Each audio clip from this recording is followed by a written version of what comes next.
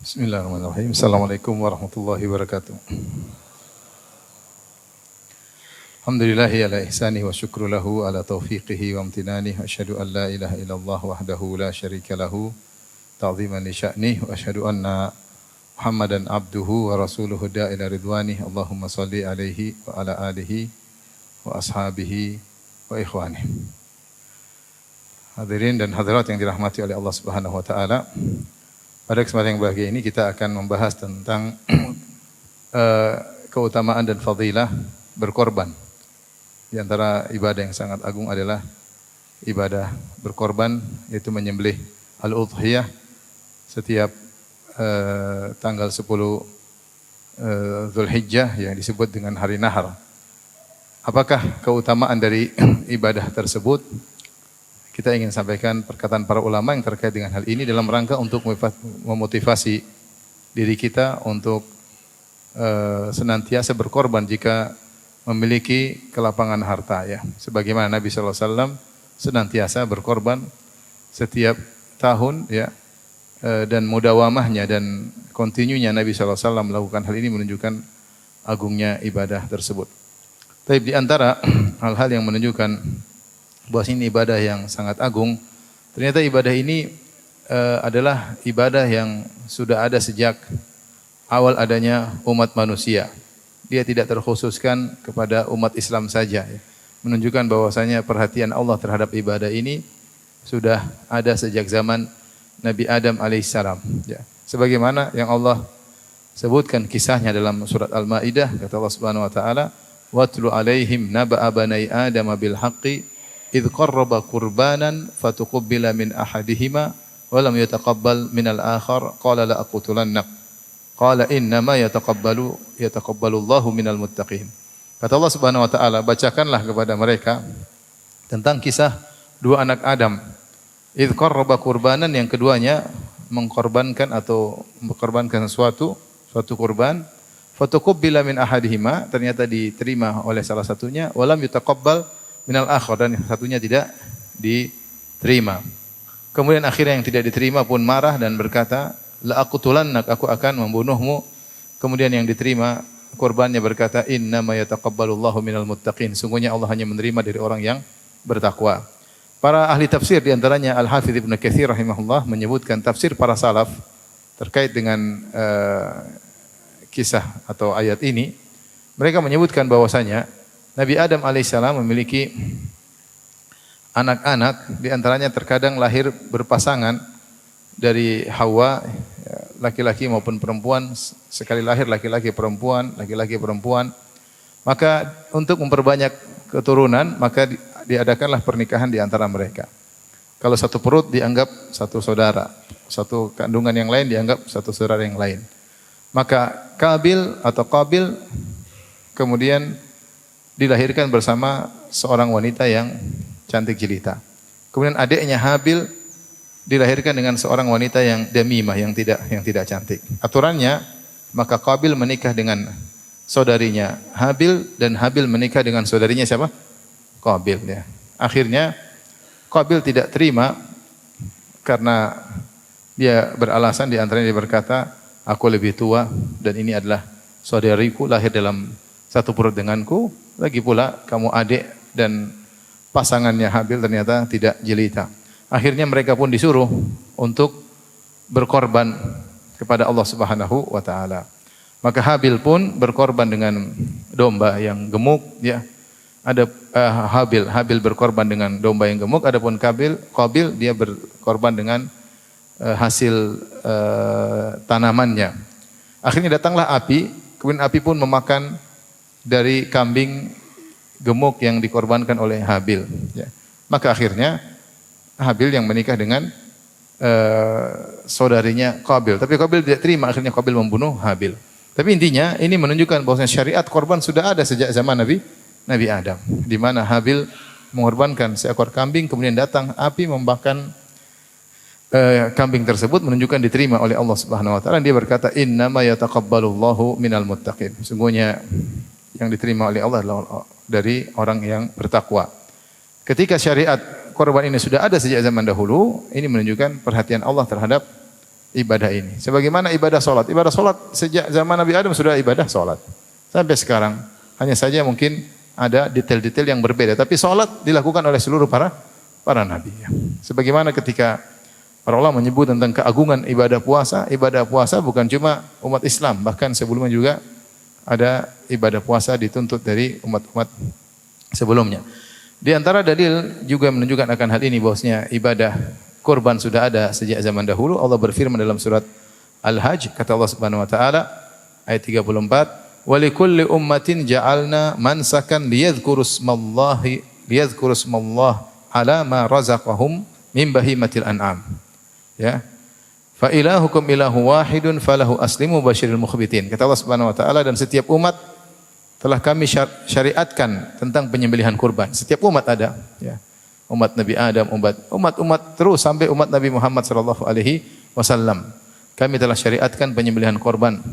Buat apa? Liyadhkuru ismallahi ala ma razaqahum, agar mereka menyebut nama Allah atas rizki yang Allah karuniakan kepada mereka, min bahimatil an'am, berupa hewan ternak.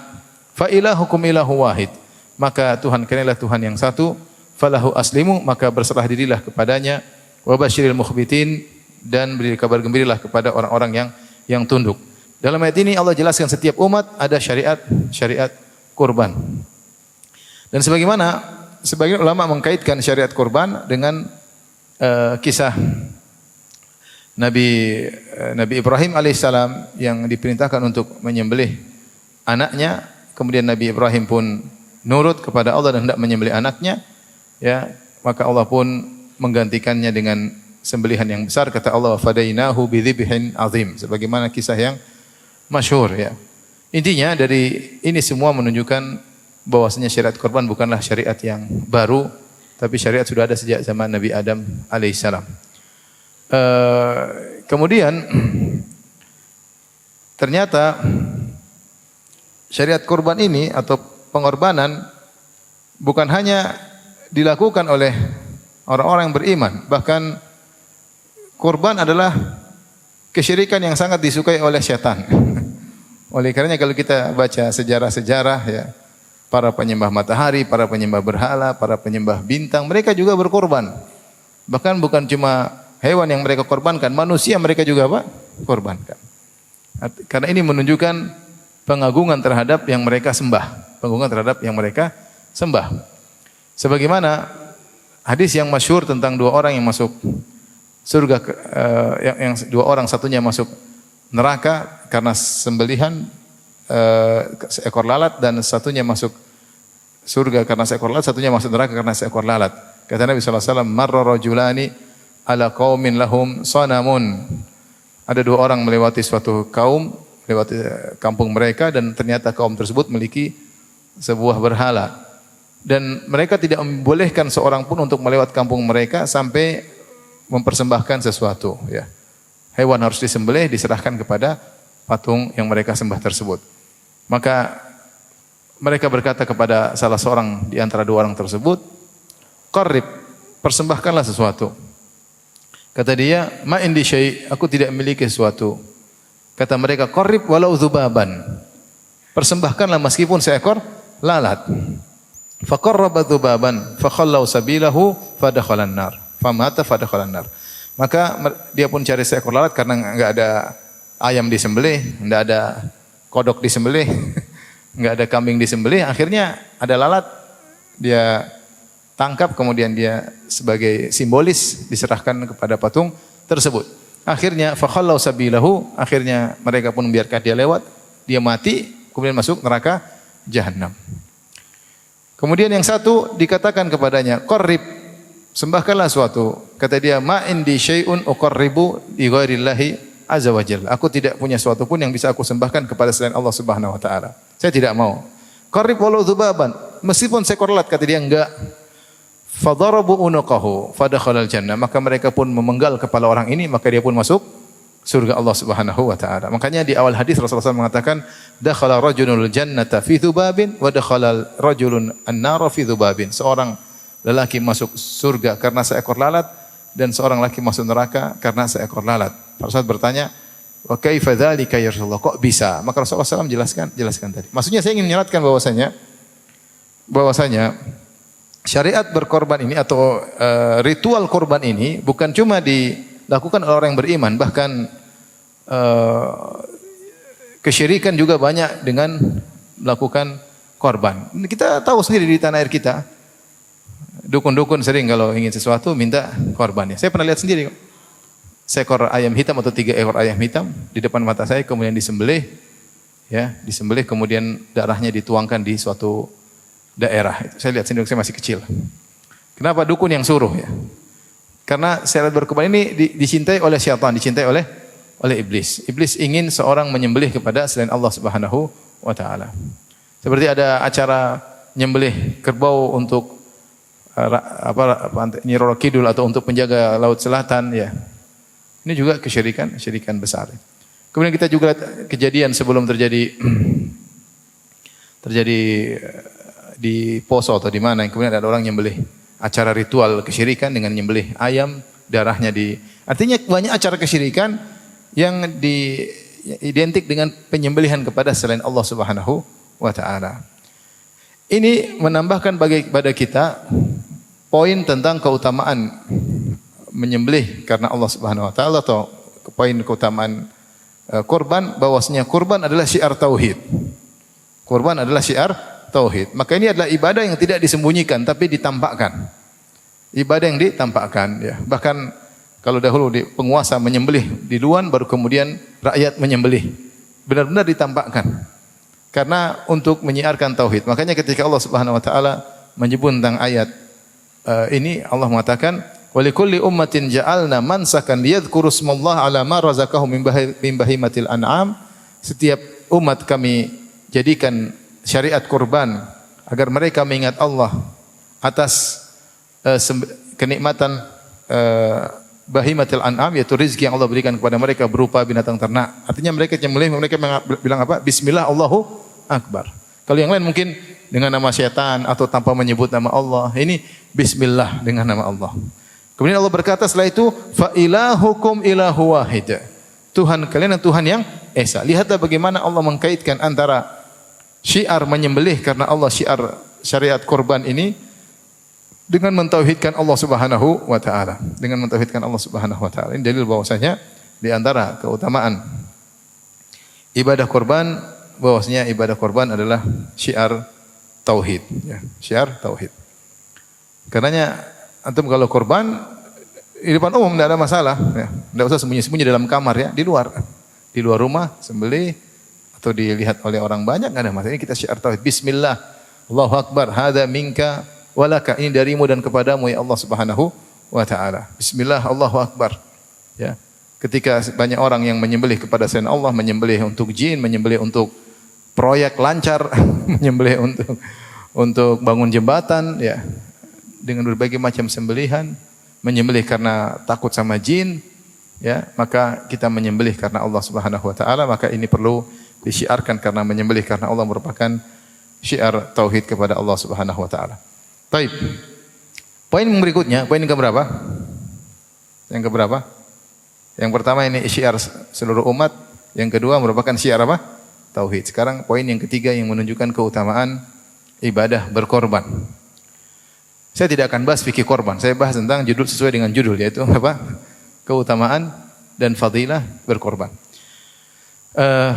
Ibn Taimiyah rahimahullah menyebutkan bahwasanya korban atau udhiyah adalah afdhalul ibadatil maliyah, adalah ibadah harta yang terbaik. Ibadah harta yang terbaik. Kalau ibadah jasad yang terbaik adalah salat, dan ibadah harta yang terbaik adalah berkorban. Oleh karenanya Allah Subhanahu wa taala menggandengkan sering antara salat dengan korban, seperti fasholli li rabbika wanhar. Salatlah karena Allah dan sembelihlah karena Rabbmu. Demikian juga inna salati wa nusuki wa mahyaya wa mamati lillahi rabbil alamin la syarika lahu. Wa bidzalika umirtu. Kata Allah, katakanlah wahai Muhammad, sungguhnya salatku dan nusukku, yaitu sembelihanku. Hidupku dan matiku hanya untuk Allah Subhanahu wa taala. Di sini Allah menggandengkan antara salat dengan menyembelih, dan ini merupakan dua ibadah yang sangat agung. Salat adalah ibadah fisik jasad yang terbaik, dan kurban adalah ibadah harta yang terbaik. Oleh karena para ulama mengatakan ibadah kurban lebih afdal daripada ibadah sedekah. Maksudnya bagaimana? Seandainya ada kambing kita mau nyembelih. Kambing ini harganya 4 juta. Kemudian mana yang terbaik? 4 juta kita sedekahkan atau kita belikan kambing untuk kita sembelih? Para ulama mengatakan lebih afdal kita belikan kambing kemudian kita sembelih. Lebih afdal kita belikan kambing kemudian kita sembelih. Kenapa bisa bahwasanya ibadah harta yang terbaik adalah menyembelih? Tadi pertama karena Allah gandingkan dengan salat. Yang kedua pada ibadah tersebut ada ibadah menyembelih karena Allah. Ya, jadi ibadahnya sebenarnya inti dari ibadah menyembelih itu bukan masalah bagi-bagi daging, bukan, itu perkara kedua. Itu perkara kedua ya. Wa atimu minhal ba'isal faqir wa atimu al-qani al-mu'tar, kata Allah berikan kepada fakir miskin atau yang membutuhkan, tapi bukan itu yang utamanya. Yang utamanya adalah ibadah nyembelih. Ini adalah ibadah.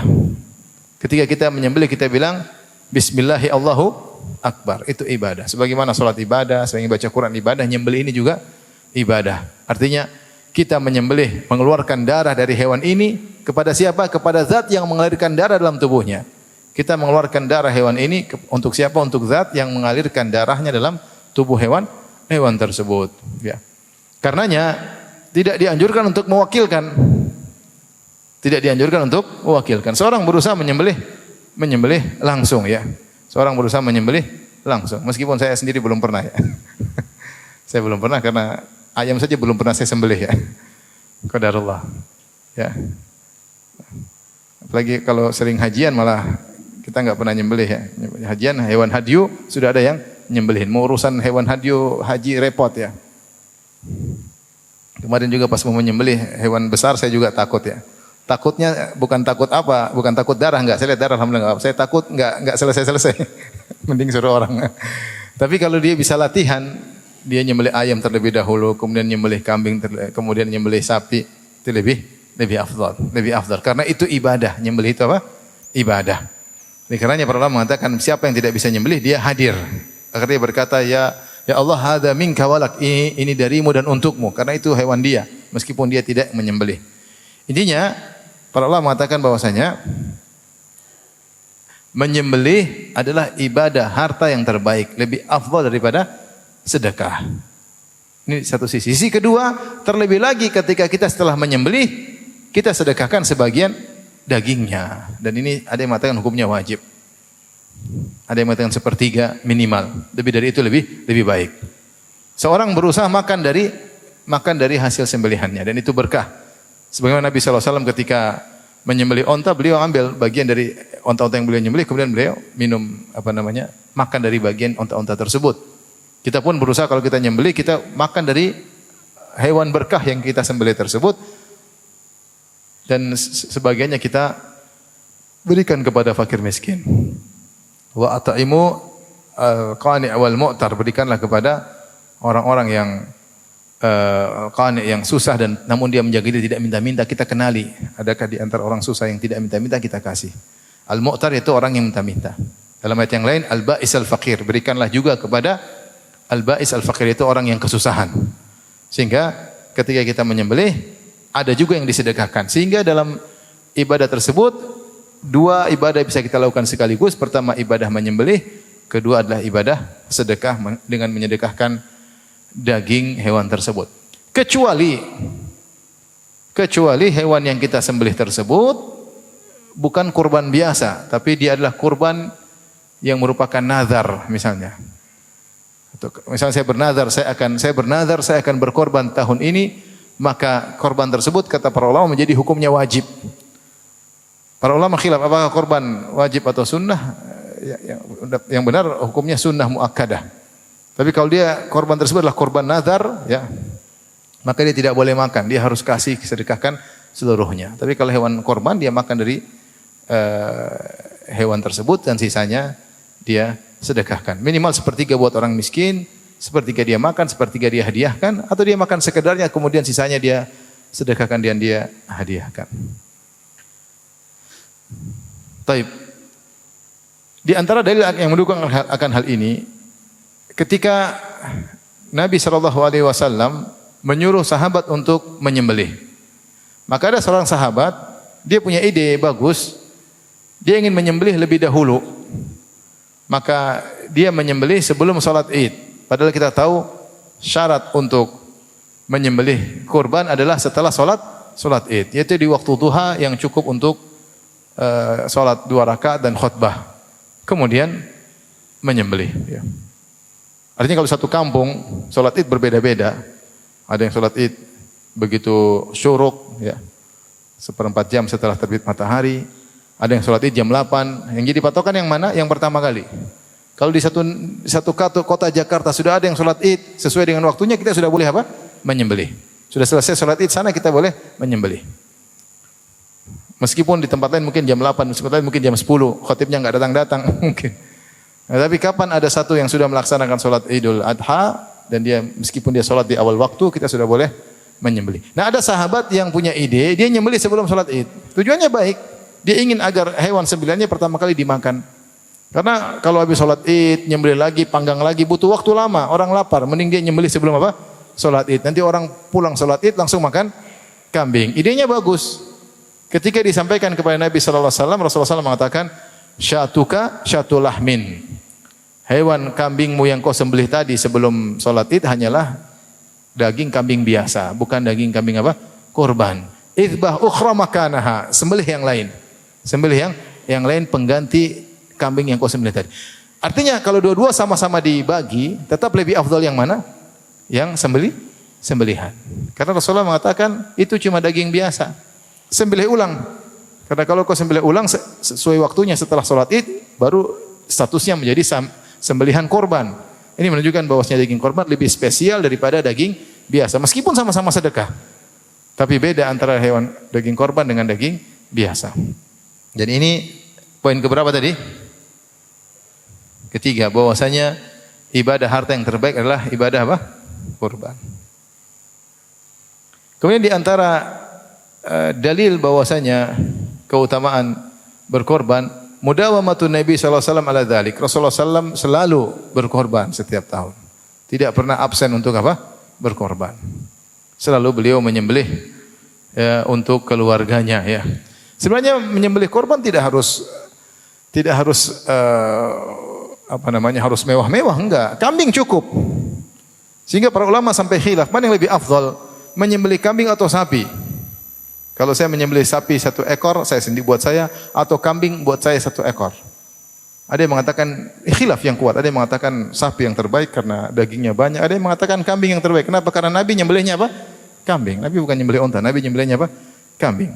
Intinya ada khilaf. Ada yang mengatakan kalau 1 sapi untuk 7 orang dengan 1 ekor kambing lebih afdal 1 ekor kambing. Tapi kalau 1 kambing apple to apple dengan 1 sapi lebih bagus 1 sapi. Ada yang mengatakan tidak, tetap kambing lebih afdal, sunnah lebih saya sukai. Intinya ada khilaf. Syekh Utsaimin rahimahullah menyampaikan, jangan pelit untuk menyembelih. Dan tidak usah terlalu rame-rame. Artinya Anda untuk 1 keluarga 1 ekor kambing cukup. Bahkan kata Syekh Utsaimin, lihat Nabi sallallahu alaihi wasallam, istrinya 9, tetap 1 ekor apa? Kambing. Tidak harus 9 ekor. Antum istri misalnya 4, 1 ekor kambing cukup. Apalagi kalau cuma 1 ya sudah.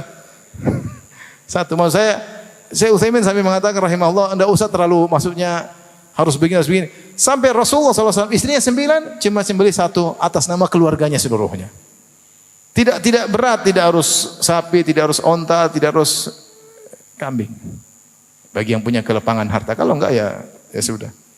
Tapi Nabi continue dalam melakukan hal ini, menunjukkan ini ibadah yang diperhatikan oleh Nabi sallallahu alaihi wasallam. Kesinambungan Nabi melakukannya, tidak pernah absen dalam melakukannya, menunjukkan ini ibadah yang afdal.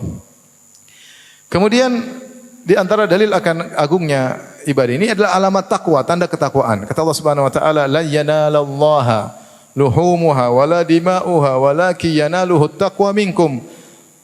Tidak akan sampai kepada Allah dagingnya dan tidak akan sampai kepada Allah darahnya, tapi yang sampai kepada kalian adalah sampai kepada Allah adalah ketakwaan. Takwa tempatnya di hati. Mana bukti takwa? Mana bukti takwa? Antum punya duit, punya harta banyak, tunjukkan di antara bukti takwa, syiar takwa. Di antara syiar takwa adalah apa? Menyembelih. Makanya Allah mengatakan walaki yanaluhu taqwa minkum. Siapa yang menyembelih karena Allah maka takwanya sampai kepada Allah, diterima oleh Allah Subhanahu wa taala. Di antara syiar takwa tidak wajib, tapi syiar takwa adalah menyembelih karena Allah Subhanahu wa taala. Karena ngomong takwa semua orang bisa, tapi ada syiar-syiar yang menunjukkan ketakwaan seorang. Intinya seorang berkorban dengan sebagian hartanya untuk menyembelih karena Allah Subhanahu wa taala. Ini yang keberapa tadi? Jangan dikurang-kurangi ya. Coba yang pertama tadi apa? Hah? Syiar seluruh umat. Yang kedua, syiar tauhid. Yang ketiga, lebih afdal daripada sedekah. Yang keempat, hah? Rasulullah SAW korban tiap tahun. Berarti sekarang yang belum. Yang kelima tadi apa? Tanda takwa. Jangan kurang-kurangi antum ya. Sekarang yang keenam. Yang keenam, bahwasanya salah satu bukti nyata bersyukur kepada Allah adalah menyembelih. Salah satu bukti nyata Anda bersyukur kepada Allah adalah menyembelih. Dalil akan hal ini adalah firman Allah Subhanahu wa taala kepada Nabi Muhammad sallallahu alaihi wasallam, "Inna a'tainakal kautsar fasholli lirabbika wanhar." Kata Allah Subhanahu wa taala, sungguhnya kami telah menganugerahkan kepadamu al-kautsar, yaitu sungai atau telaga istimewa yang di surga yang hanya untuk Nabi sallallahu alaihi wasallam. Al-kautsar diambil dari al-kathrah yang menunjukkan kebaikan yang sangat banyak. Dan ini hanya spesial buat Nabi sallallahu alaihi wasallam.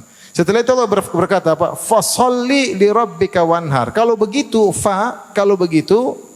maka kata Allah, maka salatlah kepada Allah dan menyembelihlah karena Allah. Maka di antara bukti, dan ini isyarat disebutnya oleh Syekhul Islam Ibnu Taimiyah rahimahullah, di antara bukti seorang bersyukur, dia banyak salat dan dia banyak menyembelih.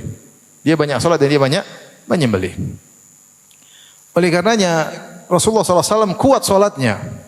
Sampai salat tatafattar qadamah, sampai kaki beliau pecah-pecah. Sampai kaki beliau bengkak-bengkak. Kemudian ditanya oleh istrinya, kenapa anda salat seperti ini wahai Rasulullah, sementara engkau telah diampuni dosa-dosamu yang telah lalu maupun akan datang. Apa jawaban Nabi SAW? Afala akunu abdan syakura. Kenapa aku tidak menjadi hamba yang pandai bersyukur? Nah, bukti anda bersyukur kalau punya uang, korban. Ya. Kalau punya uang apa? Korban. Syiar tauhid. Ya. Menyembelih karena Allah Subhanahu wa ta'ala. Dan saya tidak pernah praktekkan, tapi Syekh Abdul Razak pernah menyampaikan nasihat yang ini, mengatakan coba kalau kita merasakan ibadah menyembelih. Antum beli kambing misalnya.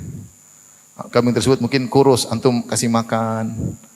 Antum mungkin kambing 5, antum pilih mana yang tidak cacat, antum pilih, kemudian antum kasih makan tiap hari untuk antum sembahkan kepada Allah. Ketika tiba waktunya kambing tersebut sudah gemuk, antum sembelih karena Allah. Itu ada nilai ibadah yang luar biasa. Kita gemukkan kambing ini untuk kita sembelih karena Allah Subhanahu wa taala. Beda memang kalau tinggal beli, tinggal sembelih, apalagi seorang ya, kamu yang potong aja. Agak beda, meskipun dapat pahala sama, tapi beda kalau kita yang beli, kita yang milih, kemudian kita rawat, kemudian kita yang sembelih, itu ada nilainya sendiri ya. Nilainya sendiri. Oleh karenanya bukti seorang bersyukur kepada Allah di antaranya salat dan di antaranya menyembelih karena Allah Subhanahu wa taala. Bahkan ketika haji, apa kata Nabi sallallahu alaihi wasallam? Afdhalul hajj al-ajju was-sajju. Sebaik-baik haji adalah yang paling banyak bertalbiyah dan yang paling banyak menyembelih karena Allah Subhanahu wa taala. Maka Nabi sallallahu alaihi wasallam ketika haji wada, beliau menyembelih 100 ekor onta, 63 beliau sembelih dengan tangannya, sisanya dilanjutkan oleh Ali bin Abi Thalib radhiyallahu taala anhu ya. Luar biasa bagaimana perhatian beliau terhadap hewan sembelihan. Ini bukan korban tapi hadyu, hewan hadyu. Tapi maksud saya Rasulullah SAW sampai 100 ekor onta beliau sembelih, serahkan untuk Allah Subhanahu wa taala. Sebagian jamaah haji cari kambing yang paling murah ya. Yang penting sah katanya. Kecil enggak apa-apa, yang penting apa? Sah ya. Sampai ada seorang pernah tanya sama saya, "Ustaz, ini saya tadi pagi sudah potong kambing sama jamaah Ustaz, tapi saya ragu kambingnya kecil sekali." Saya bilang, "Itu kambing atau kucing?" Kata dia, "Kambing Ustaz, tapi kecil sekali. Coba kambing atau kucing?" "Kucing kali Ustaz." Maksudnya kecil banget gitu. Sampai dia ragu sah atau tidak ya. Sah atau tidak. Nabi tidak tanggung-tanggung, bukan kambing 100 ekor onta ketika hewan hadyu. Karena ibadah menyembelih ibadah yang mulia di sisi Allah Subhanahu wa taala. Oleh karenanya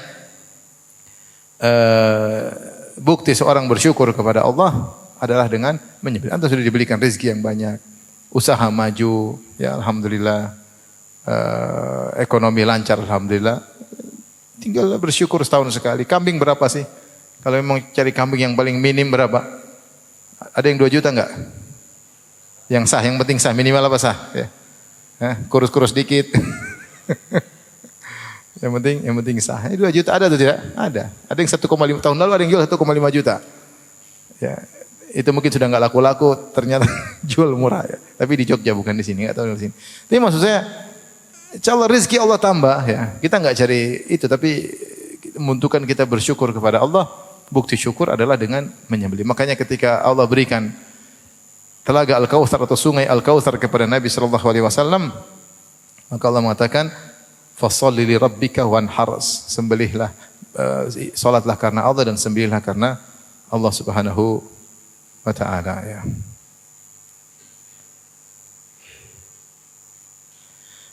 Kemudian di antaranya Allah menyebutkan tentang hewan sembelihan, Allah berikan banyak keberkahan. Seperti Allah sebutkan surat Al-Hajj ayat 36 tentang onta. Kata Allah Subhanahu wa taala, "Wal budna ja'alnaha lakum min sya'airillahi lakum fiha khair." Sungguhnya onta-onta kami jadikan bagi kalian termasuk dari syiar-syiar Allah.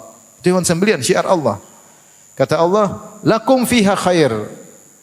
Pada hewan sembelihan tersebut ada kebaikan bagi kalian. Allah sudah mengatakan lakum fiha khair, ada kebaikan pada hewan sembelihan, maka imani saja. Apa kebaikannya? Serahkan kepada Allah Subhanahu wa taala. Cukuplah Allah mengatakan pada sembelihan-sembelihan tersebut ada kebaikan, maka seorang berusaha untuk sisihkan rezekinya untuk menyembelih karena Allah Subhanahu wa taala. Janganlah seorang pelit terhadap dirinya.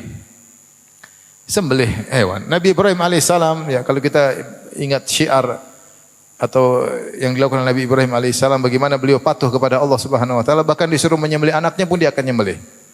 Tapi Allah ganti dengan wafadainahu bidzibhin azim. Allah ganti dengan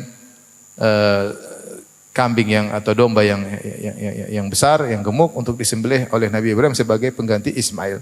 Kita sekarang tidak disuruh nyembelih anak. Kita disuruh nyembelih apa? Hewan, alhamdulillah.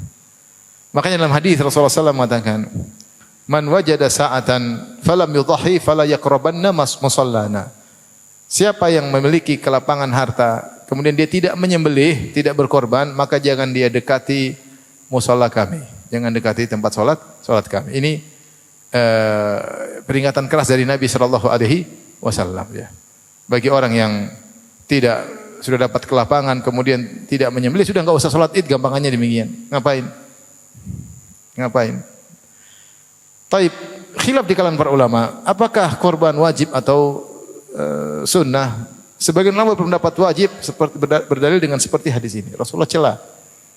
Man wajada sa'atan falam yudhahi fala yaqrabanna musallana. Siapa yang mendapat kelapangan harta kemudian tidak menyembelih, maka jangan dekat-dekat dengan tempat salat kami. Ini menunjukkan peringatan keras dari Nabi sallallahu alaihi wasallam, dan ini menunjukkan bahwasanya berkorban hukumnya wajib.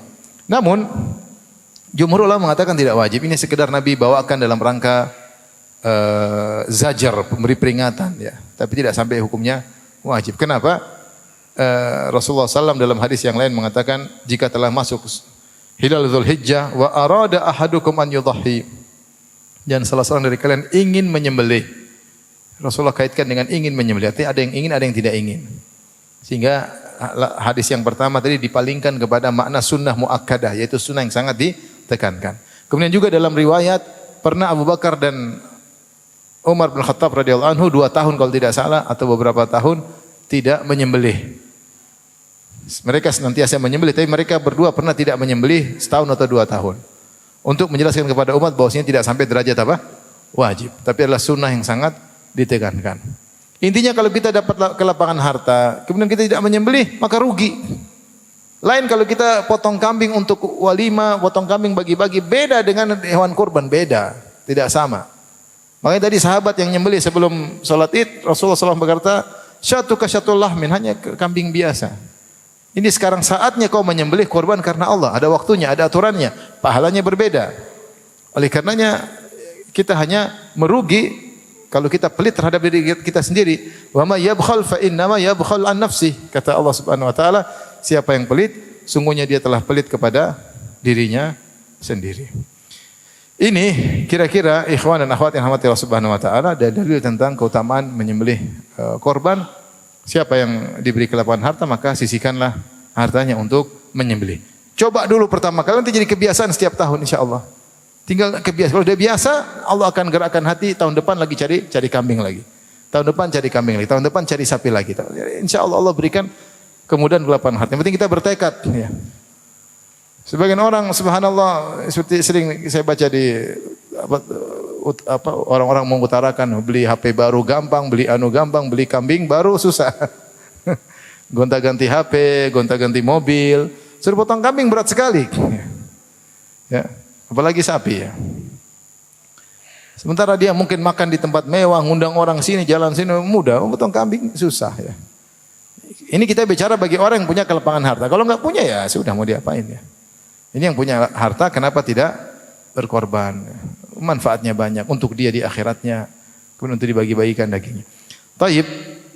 Datang hadis-hadis tentang keutamaan menyembelih secara khusus. Hadis-hadis tersebut kebanyakannya disepakati kelemahannya dan sebagian diperselisihkan sahih atau dhaif. Bahkan sebagian ulama mengatakan seluruh hadis yang terkait dengan keutamaan menyembelih korban semuanya dhaif. Semuanya dhaif.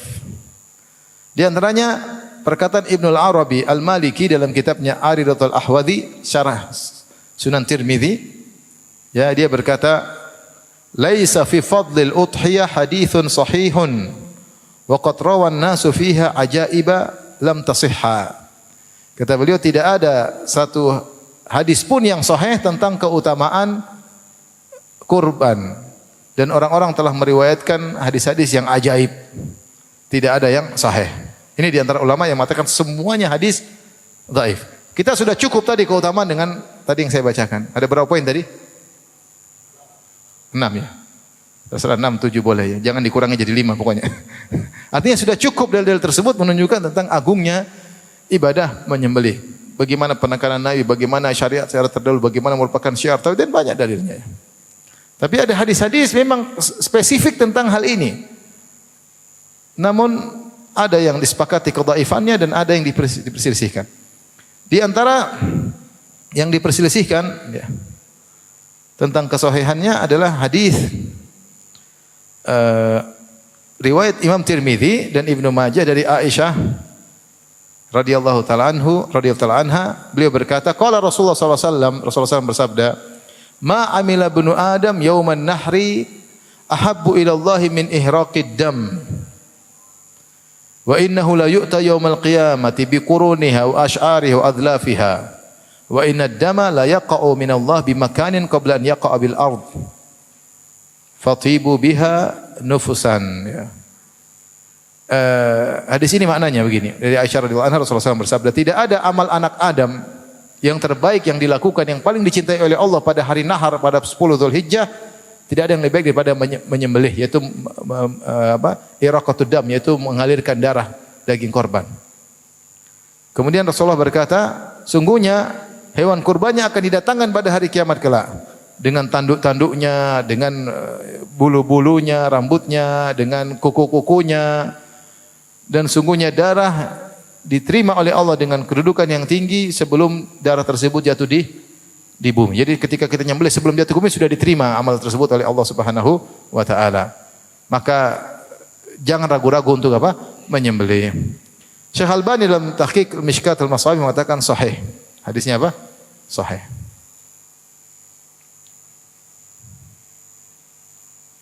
Ini hadis yang diperselisihkan. Ada yang mengatakan sahih, ada yang mengatakan apa? Dhaif. Tapi kita punya kaidah secara umum dalam hadis-hadis dhaif bisa diamalkan dalam fadail amal. Di antara para ulama yatasahhalun, bermudah-mudahan dalam hadis dhaif dalam beberapa tempat, seperti di antaranya dalam sirah nabawiyah. Dalam sirah nabawiyah terkadang para ulama memudahkan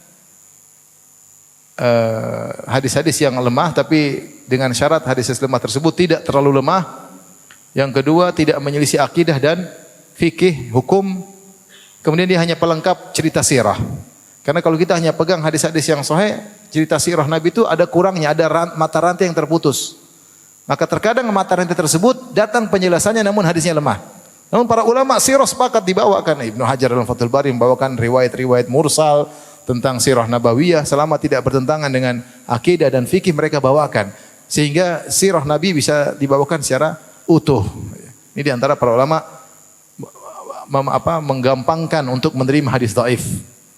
Di antaranya para ulama menggampangkan untuk menerima hadis dhaif dalam fadail a'mal, dalam fadailul a'mal. Apa yang dimaksud dengan fadail amal? Yaitu amalnya sudah ada dalam hadis yang sahih, tapi keutamaannya datang dalam hadis yang dhaif. Contohnya ini. Seperti korban, hadisnya sahih atau tidak? Hadis ayat sudah kita sebutkan tentang keutamaan berkorban. Tapi ada datang hadis-hadis dhaif menjelaskan tentang keutamaannya. Maka para ulama tidak jadi masalah dalam rangka untuk memotivasi. Meskipun secara sanad hadisnya apa? Lemah. Karena toh amalnya sudah ada. Bukan hadis dhaif membuat amal baru, tidak. Tetapi amalnya sudah ada dengan dalil yang sahih. Tinggal keutamaannya datang dari hadis yang dhaif. Nah, hadis-hadis yang terkait dengan keutamaan menyembelih rata-rata dhaif, ada satu yang diperselisihkan. Tadi hadis riwayat Ibnu Majah dan Tirmizi bahwasanya amal yang paling terbaik, yang paling dicintai oleh Allah yang dilakukan oleh seorang hamba pada tanggal 10 Dzulhijjah hari nahar adalah menyembelih. Ya, kalau ini sahih alhamdulillah, ini amal terbaik. Kalaupun hadis dhaif kita katakan sudah terlalu banyak dalil menunjukkan akan keutamaannya. Tapi kita sebutkan hadis-hadis yang lain yang mungkin sering kita dengar tapi semuanya dhaif. Semuanya dhaif. Sebagaimana dikatakan oleh Ibnu Al-Arabi Al-Maliki dalam kitabnya Aridatul Ahwazi. Di antaranya ya,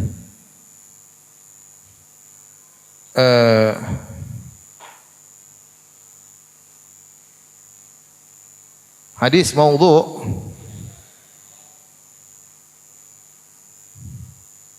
Ya Rasulullah,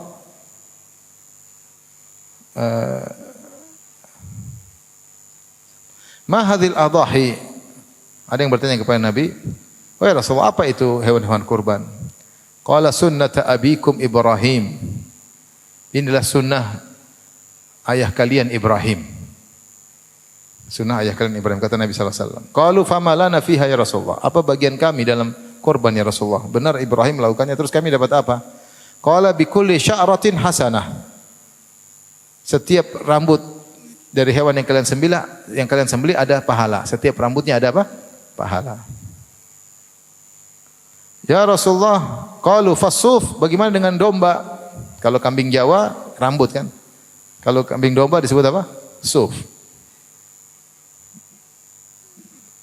Itu tadi kambing Jawa. Kita bilangnya kambing apa? Kambing Jawa kan? Apa bedanya kambing sama domba? Kambing toh ya. Kambing oleh setiap kambing kalau disembelih ada setiap rambut ada pahalanya. Sahabat bertanya lagi, bagaimana dengan domba ya Rasulullah? Qala bi kulli sya'ratin minas suf hasanah. Setiap bulu dari rambut domba juga ada kebaikannya. Ini menunjukkan pahala yang banyak namun hadisnya maudhu, hadis palsu. Hadis palsu. Disebutkan dalam banyak kitab ya. Tapi hadis yang lain Rasulullah berkata, "Ya Fatimatu qumi ila udhiyatiki fashhadiha fa inna laka bi kulli qatratin taqturu min damiha an yughfara laki ma salafa min dzunubika." Kata Rasulullah SAW, "Wahai Fatimah, marilah lihatlah hewan sembelihanmu. Hadirilah proses apa? Prosesi penyembelihan hewanmu. Sungguhnya setiap darah yang menetes dari darahnya akan menjadikan sebab diampuni dosa-dosamu yang telah lalu."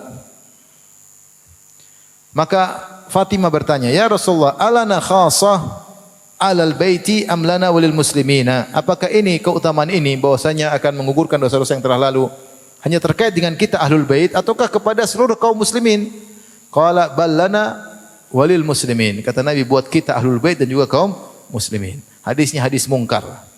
Hadis mungkar.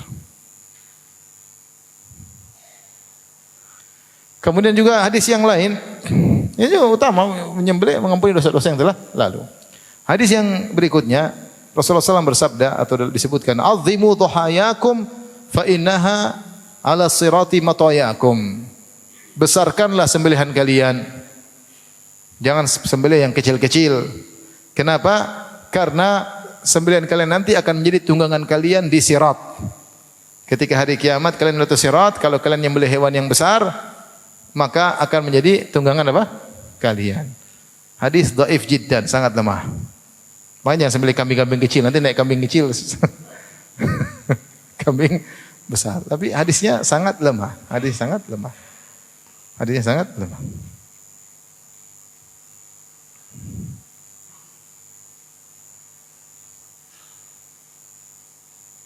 Demikian juga hadis yang lain, man dhaha tayyibatan biha nafsuhu atau tayyibatan biha nafsuhu muhtasiban li udhiyatihi kanat lahu hijaban minan nar. Siapa yang menyembelih dengan jiwa yang senang, tidak terpaksa, tidak jengkel, tapi dia memang gembira ketika menyembelih, dia berharap dengan sembelihannya dapat pahala dari Allah, maka sembelihannya tersebut akan menjadi penghalang baginya dari neraka jahanam. Hadisnya maudhu, hadis palsu. Kemudian juga di antara hadis yang terkenal, innallaha yu'tiku bi kulli udwin min ad-dhahiyyah udwan min al-mudahhi.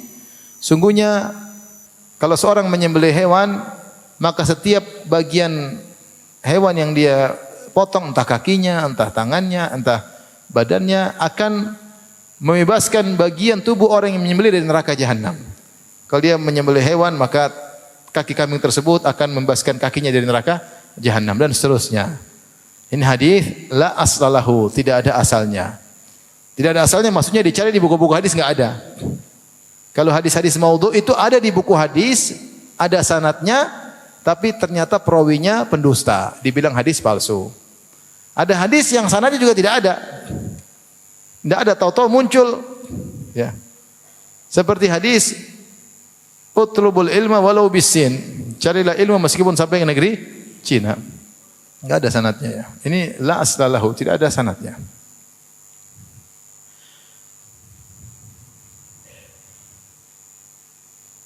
Kemudian juga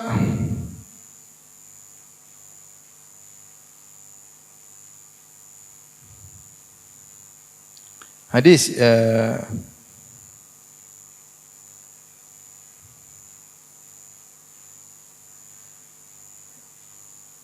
ya ayuhan nas dhahu wahtasibu bidimaiha fa inna dam wa in waqa fil ardi fa in yaqa fi hirzillah. Hadis palsu. Wahai manusia sekalian, berkorbanlah dan mengharapkanlah pahala dengan darah hewan korban kalian. Sungguhnya darah meskipun jatuh ke tanah, tapi dia jatuh dalam penjagaan Allah. Itu Allah yang jaga darah tersebut untuk diganti sebagai pahala. Hadis yang berikutnya hadis dhaif jiddan, hadis yang sangat lemah. Ma anfaqtal warik fi syai'in afdal min nahira atau nuhaira fi yaumil Id. Tidak ada harta yang paling afdal diinfakkan seperti menginfakkan emas dan perak atau perak untuk membeli hewan kurban untuk disembelih pada hari Id. Hadisnya dhaif jiddan. Inilah ikhwan dan akhwat yang rahmati Allah Subhanahu wa taala yang bisa kita bahas tentang keutamaan menyembelih kurban. Maka kita berharap setiap kita kalau diberi kelapangan semangat untuk berkorban. Alhamdulillah kambing sudah cukup. Tadi kata Syekh Utsaimin rahimahullah, seorang yang punya istri 4, 1 sudah cukup ya. Sebagaimana Nabi sallallahu alaihi wasallam istrinya 9, beliau hanya mencukupkan 1 ekor kambing untuk mewakili seluruh keluarganya. Tidak harus 9 ekor kambing. Kalau antum istri 4 maka cukup 1 ekor kambing, tidak harus 4 ekor kambing. Apalagi kalau cuma istri 1. Taib, demikian saja. Wallahu a'lam bishawab. Jadi kuatkan tekad dan mudahkan diri, insyaallah mudah-mudahan ketagihan terus untuk menyembelih setiap tahun. Allah taala alam bishawab.